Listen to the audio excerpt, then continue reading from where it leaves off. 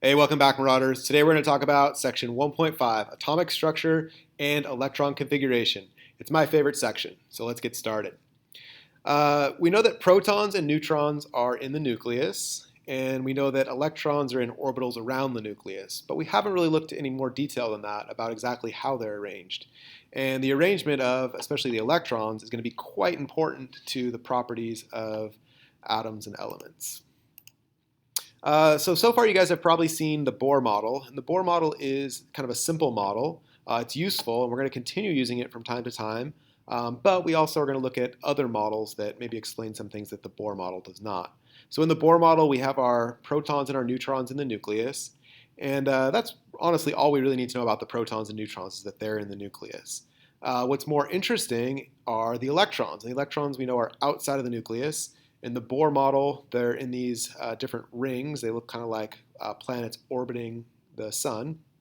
And you can count exactly how many electrons there are in each one, and it's easy to draw, and it's kind of useful, but it's incomplete. And so we're going to look at a second model today, and that second model is called the quantum mechanical model. This model is way more complicated.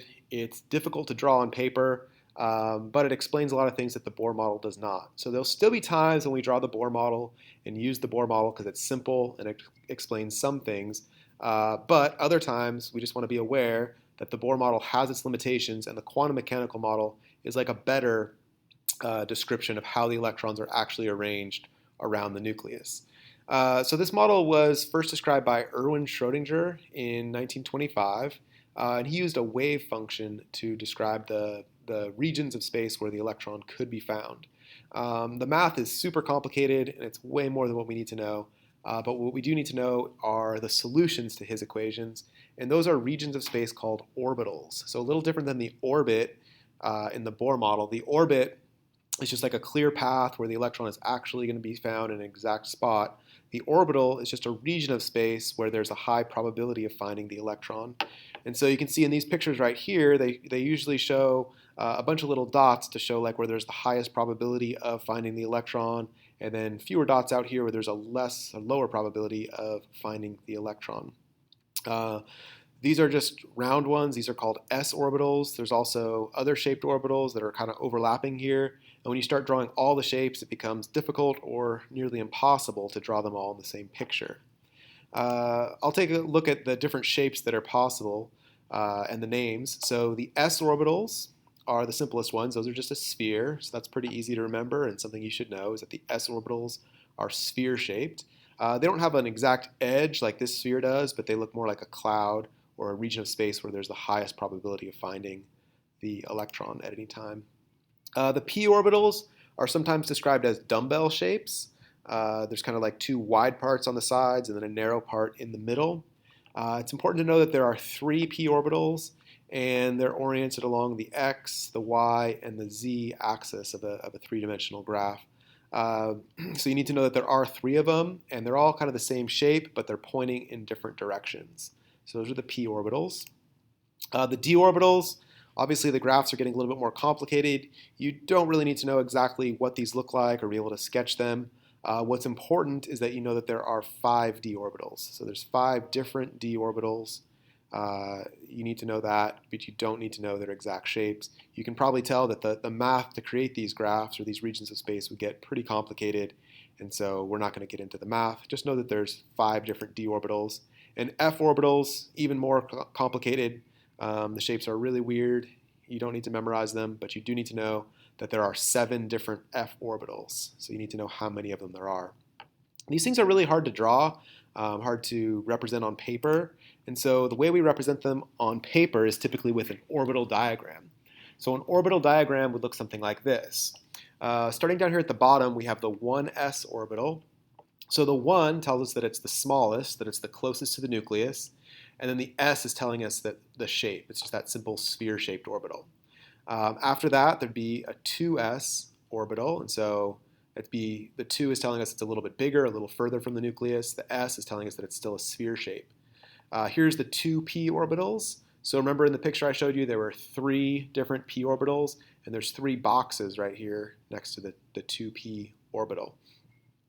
Each one of these boxes is representing one of those regions of space where electrons can be found. And each one of these orbitals, each one of these regions of space can hold up to 2 electrons. When we get up here a little further, there are not any d orbitals in the first or second energy level, but in the third there are d orbitals. And remember I showed you those graphs, there were 5 different ones, so there's 5 boxes next to the 3d. And then the f's, remember I showed you there were 7 different f-shaped orbitals, and so there's 7 boxes up here. Those are regions of space where an electron could be found. And so by drawing out this orbital diagram, it's a lot easier than drawing the actual physical shape of each one of those orbitals. A couple rules for when we're trying to find the electron configuration or make the orbital diagram for an element. The electrons are always going to be added to the lowest energy level orbital first. So in that diagram I showed you on the previous slide, they're going to start at the bottom because those are the lowest energy, closest to the nucleus. And then as those get filled, they'll move into higher and higher energy level orbitals. There's a rule called the Pauli exclusion principle, and that's that each orbital can hold up to 2 electrons. When it does hold 2 electrons, they have to be spinning in opposite directions. And then there's also a rule called Hund's rule, and Hund's rule is that the lowest energy is attained when the maximum of electrons in the same subshell have the same spin. I'll show you an example of that in a moment, and it'll be more clear what that actually means. So here's the orbital diagram, empty, and we're going to draw one for nitrogen. Nitrogen has 7 electrons, and so I'm going to represent the electrons with these arrows. So there's an arrow representing the first electron in a nitrogen atom. And so I put the first one down here at the bottom in the 1s orbital because we always put the first electron in the lowest energy orbital that's available. We know there's a rule that each one of these can hold up to 2 electrons, so we're going to put another electron in there. So I'm going to put a second arrow spinning in the opposite direction. So you can put 2 electrons in each orbital. They have to be spinning in opposite directions. Now that that's full, my next electron is going to go into the next highest energy level, so 2s, and that can hold 2 electrons as well. Once the 2s is filled, we don't go to 3s. Notice that 2p is a little bit lower than that. So on my diagram here, the next place I'm going to go is 2p. And so the 5th electron will go right there. Now with the 6th electron, I have an option. I can put another electron right there in the same box, spinning in an opposite direction. Or I can put one in a different box, a different sublevel, but spinning in the same direction. And if you guys remember the rules from the previous slide, I said that they're going to fill, they'd rather be spinning in the same direction in different orbitals than be in the same orbital spinning in opposite directions. So we're going to put one arrow into each box first before we start doubling them up. So that's 7 electrons total, and so that is the electron configuration or the orbital diagram of nitrogen. And that's how the 7 electrons are arranged. Obviously, that takes a little bit of work to draw all those boxes and arrows, and you should be able to do that with some practice. But there's also another way of doing it that we do frequently, which is called an electron configuration. And so this is a kind of a shorter way of writing it out, but conveying sort of some of the same information. And so there's 2 electrons in the 1s orbital, and the way you write that is 1s2. So the 1s is telling us the location, and then the 2 here, it looks kind of like a squared, like a superscript squared, but it really just means how many electrons are in the 1s orbital. There's 2. And then we have the 2s orbital, and there's 2 electrons in that. So the next thing I'll write is 2s2. So that's the location, like the distance from the nucleus, and the shape, and then that's how many electrons it contains. And then after that, 2p3, because in the 2p sublevel, there are 1, 2, 3 electrons, so that's why the 3 is up there. A lot easier to write. It has a lot of the same information. It doesn't quite show us how they're all spinning, but we use these really frequently, electron configurations, because they are much easier to write out. All right, so now we're going to do the same thing for aluminum.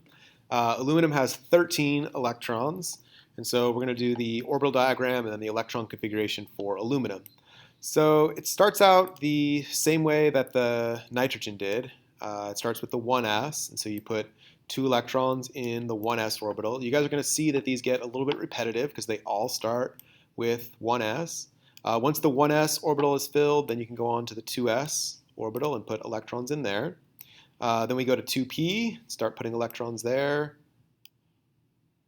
And right now I've put in 7 electrons, and it looks exactly like nitrogen. So you'll see that pattern that they all kind of fill up in the same order, in the same sequence. And so the first 7 electrons in aluminum look the same as the 7 electrons of nitrogen. All right, so once those are complete, then we can start doubling them up. So nitrogen, we just stopped there, but with the aluminum, we have more. And each one of these can hold up to 2 electrons spinning in opposite directions. So we double those up. Now we're at 10 electrons. And so once that's filled, then we go to 3s. And so we start putting electrons here. We'll put another one in the same. And then we go, once that's filled, we go up here to 3p. All right, so that would be the orbital diagram for aluminum.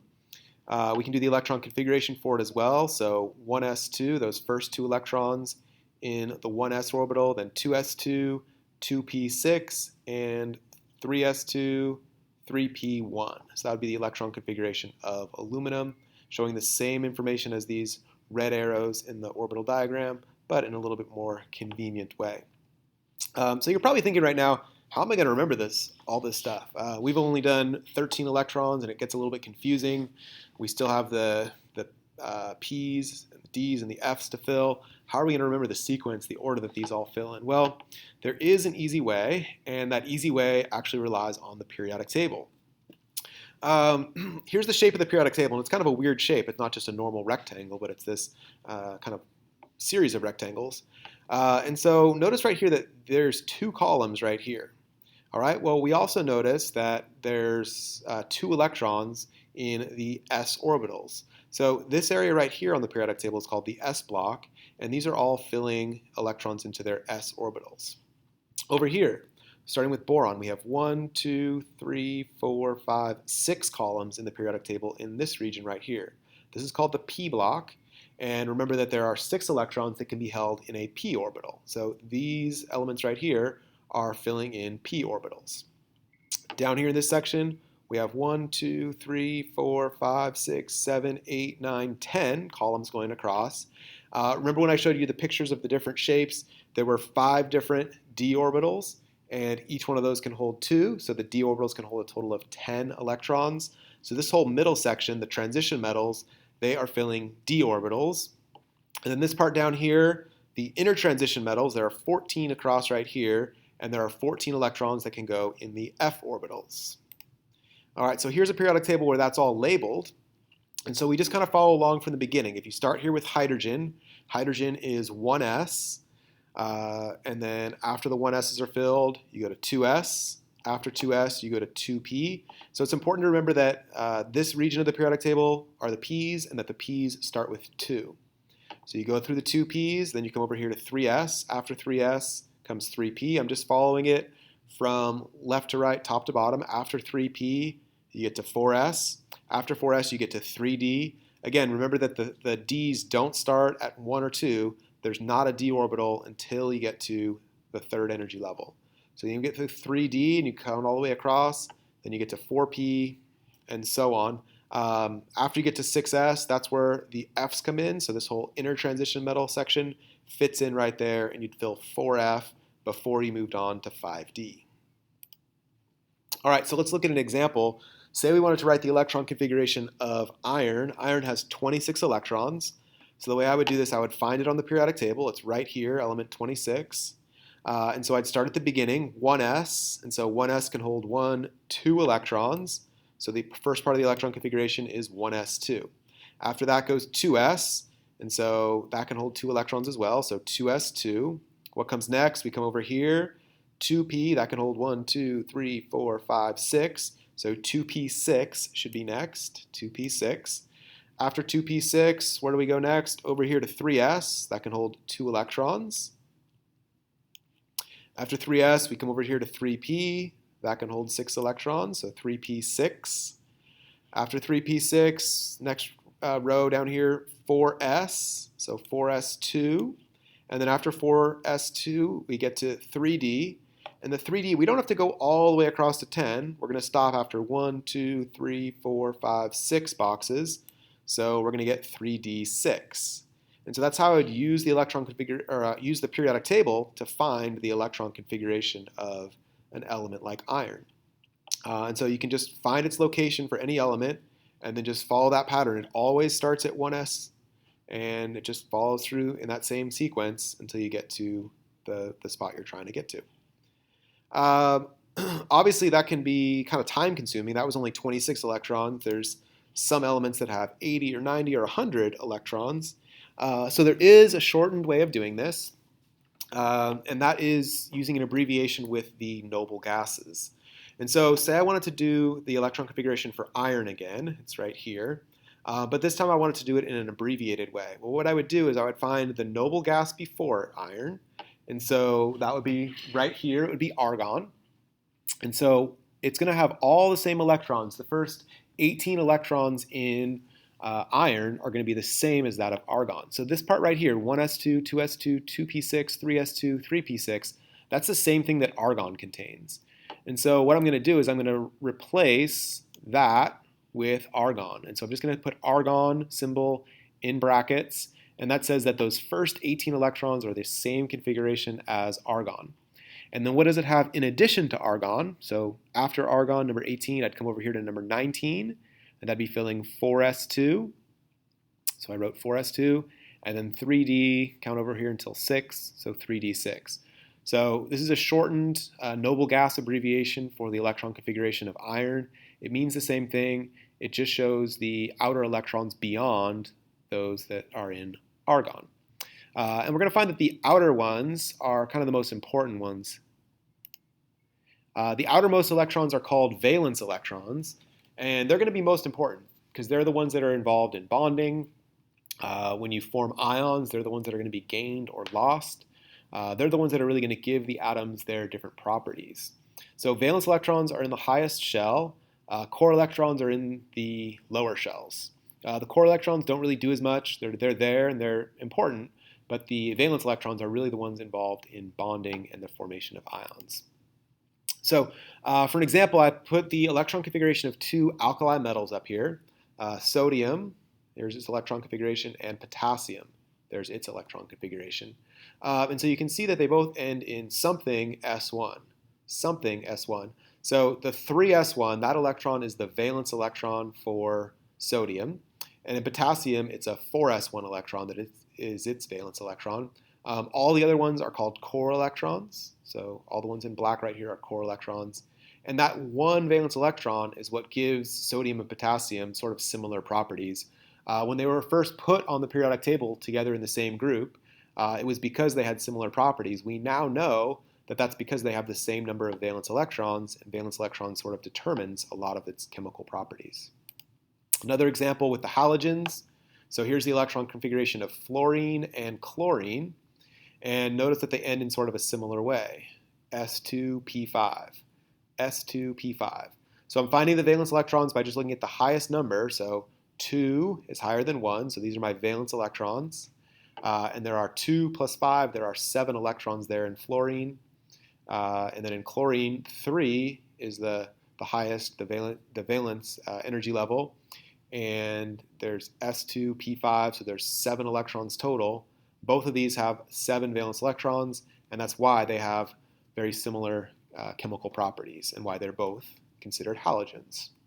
All right, I hope you learned something today, and I hope you continue practicing.